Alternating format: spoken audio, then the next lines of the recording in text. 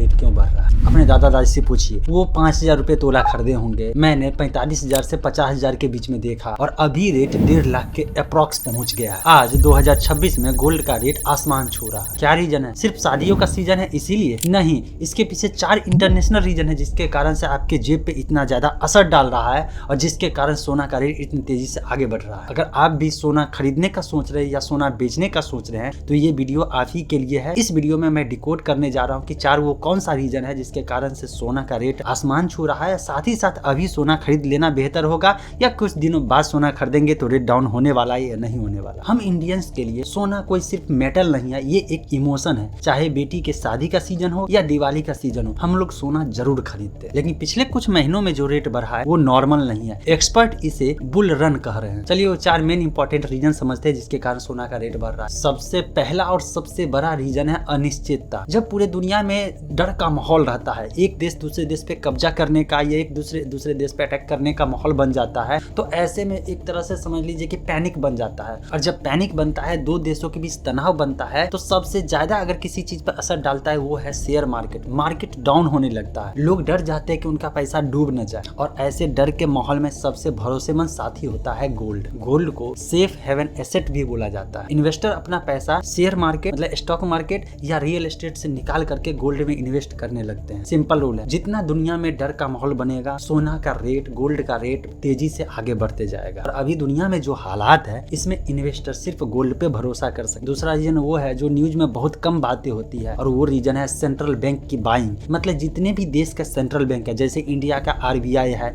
ऐसे ही चाइना का हो गया, ऐसे ही अमेरिका का हो गया, ऐसे ही दूसरे कंट्री का हो गया। हर कंट्री का अपना एक सेंट्रल बैंक होता है। तो अगर एग्जांपल से समझा जाए अपने देश से, तो अपने देश का सेंट्रल बैंक है रिजर्व बैंक ऑफ इंडिया। जैसे हम थोड़ा थोड़ा सोना खरीदते रहते हैं, ऐसे ही हर देश का सेंट्रल बैंक थोड़ा थोड़ा सोना खरीदता है और वो थोड़ा थोड़ा सोना टन में होता है। क्योंकि पिछले कुछ सालों में डॉलर पे भरोसा कम हुआ। देश चाहते हैं कि उनके पास करेंसी, जो कागज का करेंसी है, उसके बदले गोल्ड रहे। जब चाइना और इंडिया जैसे देश बल्क में गोल्ड खरीदते हैं तो गोल्ड का डिमांड बढ़ जाता है और जब डिमांड बढ़ता है तो सप्लाई कम ही हो जाएगा, जिसका नतीजा है कि रेट हाई हो जाता है। तीसरा रीजन थोड़ा टेक्निकल है लेकिन बहुत इंपॉर्टेंट है, इसको ध्यान से सुनिएगा। गोल्ड का सबसे बड़ा दुश्मन है US डॉलर का इंटरेस्ट रेट। जब अमेरिका में इंटरेस्ट रेट बढ़ता है, उनके सेविंग पे इंटरेस्ट रेट बढ़ाया जाता है, तो लोग गोल्ड बेच करके डॉलर में निवेश करते हैं, डॉलर में इन्वेस्ट करते हैं। क्योंकि गोल्ड पे ब्याज नहीं मिलता है लेकिन डॉलर पे ब्याज मिलता है। लेकिन अमेरिका जब डॉलर पे इंटरेस्ट रेट घटाता है तो ऐसे में डॉलर कमजोर होता है और गोल्ड पे लोग इन्वेस्ट करना शुरू कर देते हैं। अभी मार्केट में यही हवा है कि US फेड रेट कम होगा और इस उम्मीद में इन्वेस्टर पहले से गोल्ड खरीद करके बैठ गए हैं कि मुझे गोल्ड में इन्वेस्ट करना है क्योंकि US डॉलर का इंटरेस्ट रेट कम होगा और इसी कारण से प्राइस भी बढ़ गया। तो 3 रीजन मिलने के कारण प्राइस बढ़ गया है। और चौथा जो रीजन है, Indian rupees versus dollar. Rupees का वैल्यू धीरे धीरे घट रहा है। अब बात करते हैं अपने देश की। आप सोचेंगे जब गोल्ड इंटरनेशनल मार्केट में महंगा हुआ तो इंडिया में महंगा क्यों हुआ? इसका कारण है रुपया का कमजोर होना। दोस्तों, इंडिया में लगभग सोना बाहर से इंपोर्ट किया जाता है और इस इंपोर्ट करने में हमें पेमेंट करनी पड़ती है डॉलर की। और चूंकि डॉलर और रुपीज में अगर कंपेयर करेंगे तो पिछले कुछ सालों से रुपया धीरे धीरे कमजोर ही होते गया है।